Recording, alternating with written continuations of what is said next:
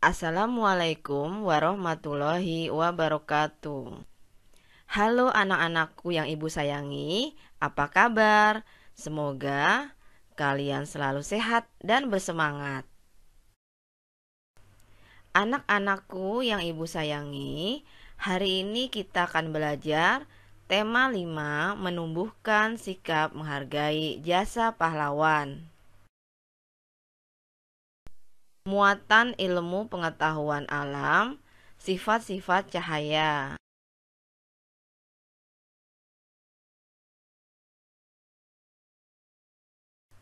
Cahaya adalah gelombang elektromagnetik yang dapat ditangkap oleh mata. Gelombang elektromagnetik adalah gelombang yang dihasilkan dari perpaduan medan magnet dan medan listrik. Cahaya menyebabkan semua benda dapat terlihat. Semua benda yang dapat mengeluarkan cahaya disebut sumber cahaya. Sumber cahaya dibedakan menjadi dua, yaitu satu, sumber cahaya alami, contohnya matahari, bintang, dan kilat. Dua, sumber cahaya buatan, contohnya lampu pijar, lilin, dan senter.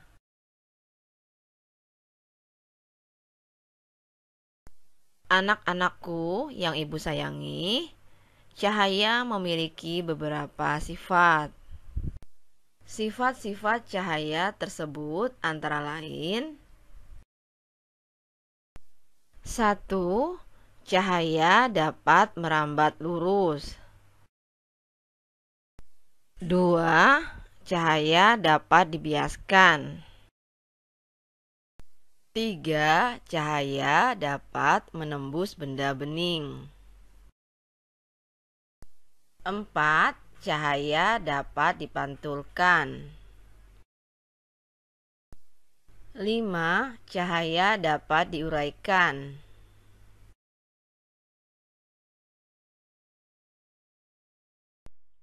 Mari kita pelajari sifat-sifat cahaya satu persatu. Satu, cahaya dapat merambat lurus. Untuk membuktikan bahwa cahaya dapat merambat lurus, kalian bisa melakukan percobaan seperti pada gambar di bawah ini. Siapkan 3 karton yang berukuran berbeda yang sudah dilubangi pada bagian tengahnya. Atur posisinya seperti yang terlihat pada gambar. Agar kertas karton tersebut tidak roboh, maka jepitlah dengan plastisin. Letakkan lilin yang menyala pada bagian belakang karton yang berukuran besar. Amati lubang pada bagian karton yang kecil. Cahaya dari lilin dapat kalian lihat melalui lubang karton atau kertas tersebut. Ini membuktikan bahwa cahaya merambat lurus. Untuk lebih memahami tentang percobaan ini, kalian bisa melihat buku paket halaman 13 atau LKS halaman 6 sampai dengan 7. Penerapan dalam kehidupan sehari-hari dapat kalian lihat pada gambar di bawah ini.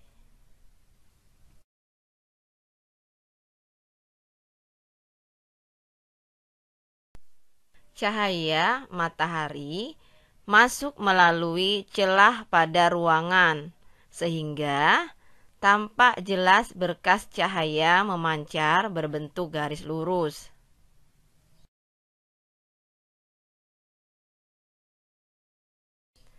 Dua, cahaya dapat dibiaskan atau dibelokkan. Pembiasan cahaya adalah pembelokan atau perubahan arah rambat cahaya ketika melalui dua medium yang berbeda kerapatannya. Medium cahaya yaitu zat perantara yang dilalui cahaya. Medium zat padat lebih rapat dari medium zat cair, dan medium zat cair lebih rapat dari medium udara. Untuk membuktikannya, kalian dapat melakukan percobaan berikut. Sediakan sebuah gelas berisi air. Masukkan pensil ke dalam gelas berisi air. Amati apa yang terjadi. Apakah pensil tersebut terlihat patah? Ini membuktikan bahwa cahaya dapat dibiaskan atau dibelokkan. Contoh lain misalnya, ikan di dalam akuarium yang jernih kelihatan lebih besar daripada aslinya. Dasar kolam kelihatan lebih dangkal.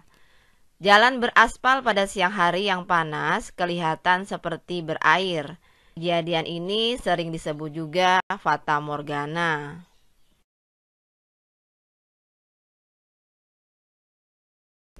Tiga, cahaya dapat menembus benda bening.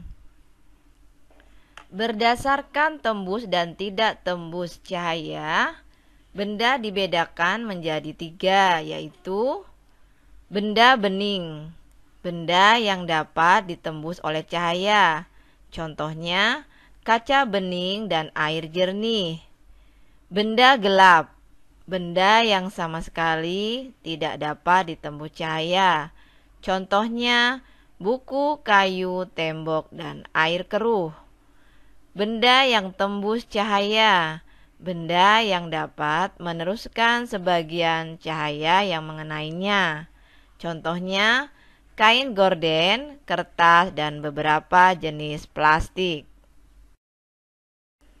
Untuk membuktikannya, kalian dapat melakukan percobaan berikut.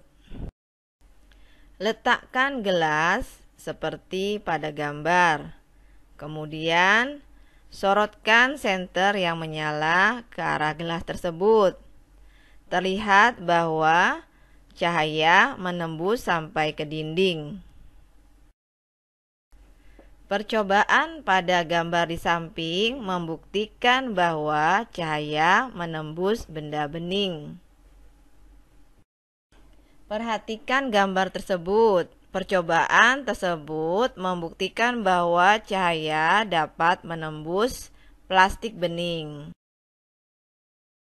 Perhatikan gambar tersebut.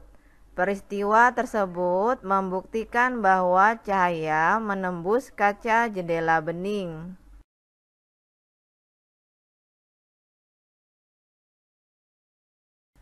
Sifat cahaya yang dapat menembus benda bening memiliki beberapa manfaat, diantaranya menyebabkan cahaya mampu menembus permukaan air yang bening, sehingga tumbuhan yang tumbuh di dalam air dapat melakukan proses fotosintesis dan bermanfaat pula bagi manusia seperti pemanfaatan kacamata, akuarium, dan kaca mobil.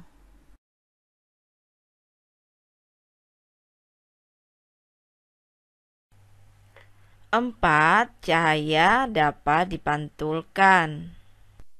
Pemantulan atau pencerminan adalah proses terpancarnya kembali cahaya dari permukaan benda yang terkena cahaya. Cahaya dapat dipantulkan melalui benda yang datar, misalnya cermin datar. Coba lakukan percobaan berikut. Sediakan sebuah cermin datar. Berdirilah di depan cermin datar. Apakah dapat melihat dirimu di cermin tersebut? Percobaan ini membuktikan bahwa cahaya dapat dipantulkan. Ketika cahaya mengenai suatu benda, maka sebagian cahaya akan diteruskan ke dalam benda yang dikenainya, dan sebagian lagi akan dipantulkan kembali. Coba kalian lakukan satu percobaan. Siapkan cermin kecil dan senter. Arahkan senter yang menyala ke cermin dan hadapkan cermin ke atas seperti pada gambar. Apakah yang terjadi?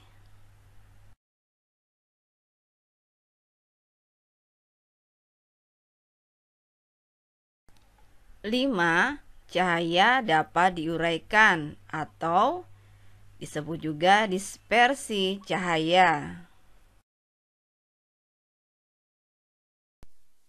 Contoh peristiwa penguraian atau dispersi cahaya yang terjadi secara alami adalah peristiwa terbentuknya pelangi. Pelangi terbentuk dari cahaya matahari yang diuraikan oleh titik-titik air hujan di langit. Pernahkah kalian bermain gelembung dari sabun? Apabila gelembung sabun dilihat di bawah cahaya matahari, tampak warnanya bermacam-macam. Peristiwa ini merupakan bukti bahwa cahaya dapat diuraikan.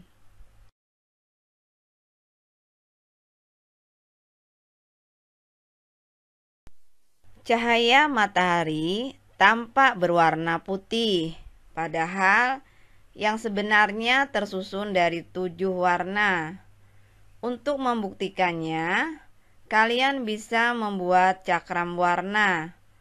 Petunjuk pembuatan dapat kalian lihat di buku paket halaman 31 atau LKS halaman 15.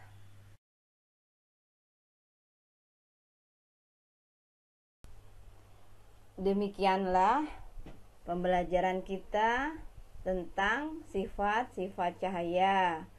Semoga kalian dapat memahaminya. Wassalamualaikum warahmatullahi wabarakatuh. Assalamualaikum warahmatullahi wabarakatuh. Anak-anakku yang Ibu sayangi, hari ini kita masih mempelajari tema 5, menumbuhkan sikap menghargai jasa pahlawan.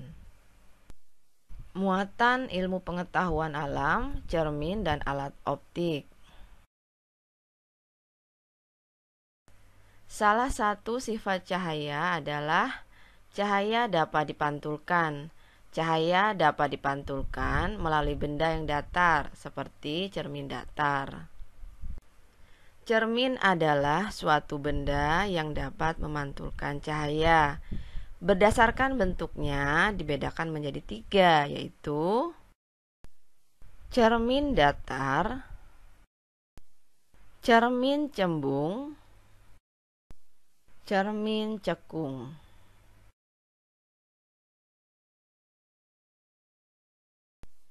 Cermin datar adalah cermin yang permukaan bidang pantulnya datar, misalnya cermin pada meja rias. Sifat bayangan yang terbentuk maya, tegak, dan sama besar.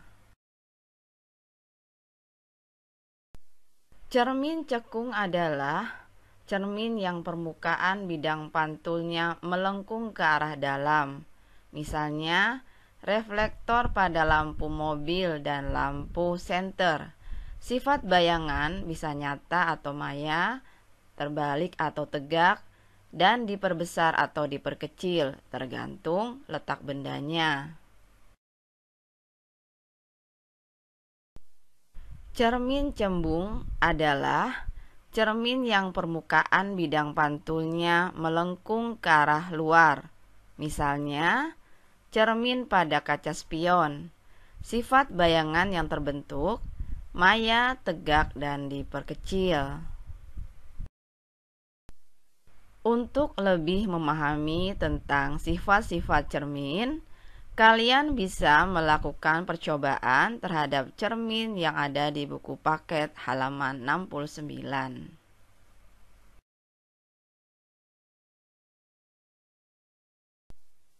Salah satu sifat cahaya yang lain adalah cahaya dapat dibiaskan. Sifat cahaya tersebut dapat dimanfaatkan untuk membuat alat-alat yang dapat membantu pekerjaan manusia.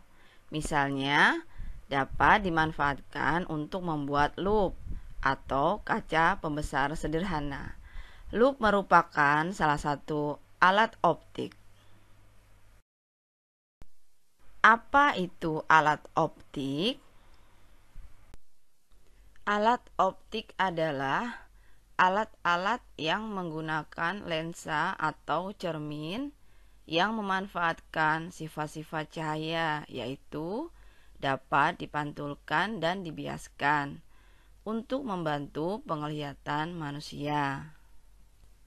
Contohnya, loop atau kaca pembesar, kamera, teleskop, periskop, teropong, mikroskop.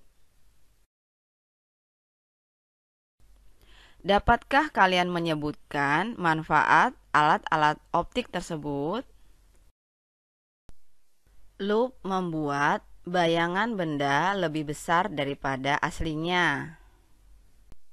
Misalnya, dimanfaatkan oleh tukang reparasi jam untuk melihat komponen jam yang berukuran kecil.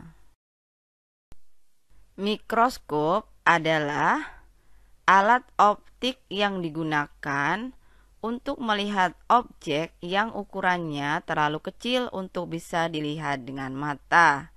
Misalnya, jamur patogen, jaringan daun, koloni bakteri, dan lain-lain.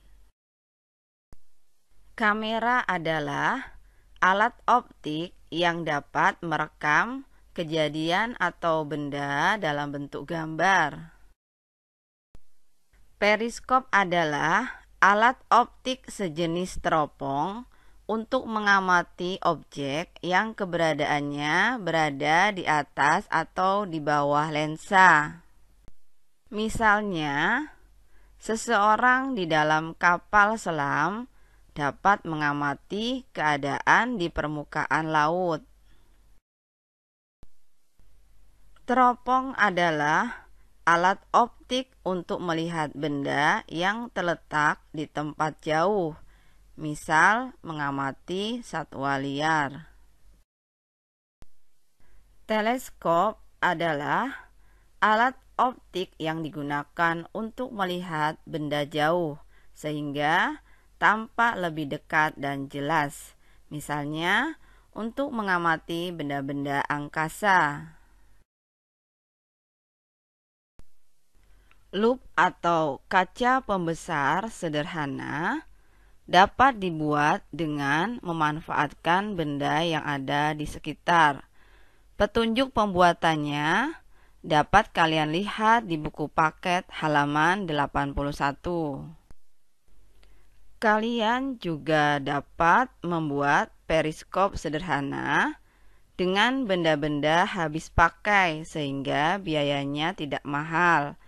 Untuk membuat periskop, kalian bisa melihat petunjuknya pada buku paket halaman 131. Awak kapal selam yang berada di kedalaman laut dapat mengamati permukaan laut menggunakan periskop. Periskop menerapkan sifat cahaya yang berupa pemantulan.